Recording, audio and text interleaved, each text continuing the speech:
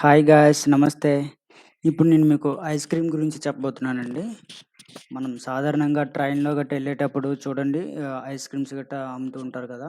ట్రైన్‌లోకి పట్టుకొనొచ్చి డైరెక్ట్‌గా. చూసారా అందులో ఎలా వస్తుందో కూలింగ్ గట్రాను.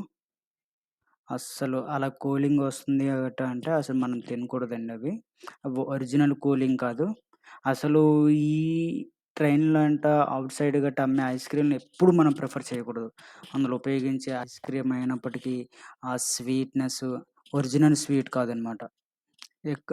సంథింగ్ ఎక్కువ స్వీట్‌నెస్ రావడం కోసం వివిధ రకాలైన కెమికల్స్ గట్టా కలుపుతారు. అక్కడ క్లియర్ చూసారా? అది ఎలాగుందో అవి ఐస్ ముక్కలు కాదనమాట. జస్ట్ మనకి అలాగ పొగ రావడం కోసం అవి వేస్తారు. మీరు క్లియర్‌గా చూడండిప్పుడు దానికి. అదొక కెమికల్స్ జల్లడం వల్ల మనకి అలా కనిపిస్తుందనమాట. అలాగా ఐస్‌లాగా ఒక కూలింగ్‌నెస్ వచ్చేటట్లు. ఇవి గాని తిన్నట్లయితే మనకి గ్యారంటీగా క్యాన్సర్స్ గట్టా వస్తూ ఉంటాయి. చిన్నపిల్లలు గట్టా అల్లరి చేస్తున్నారనేసి మీరు ఇస్తుంటారు గానీ, ఇలాంటివి మనం తినకూడదు. మీరు చిన్నపిల్లలకి చెప్పాలి ఇలాంటివి తినకూడదని. ఒకవేళ అల్లరి చేస్తే కొంతసేపు అల్లరి చేస్తారు. మనం భరించాలి తప్ప ఇటువంటి ఐస్ క్రీమ్‌లు గట్టా ఎప్పుడు పెట్టకూడదు. అసలు బయట ఐస్ క్రీమ్‌లు అసలు మనం ఎప్పుడూ ప్రిఫర్ చేయకూడదు. దానివల్ల పిల్లల ఆరోగ్యం పోతుంది. ఎక్కడైనా మంచి quality ice creams, costly ice creams ఉంటాయి కదా! అవే తినాలి. అవి కూడా కొంచెం చెక్ చేసుకొని మనం తినాలి.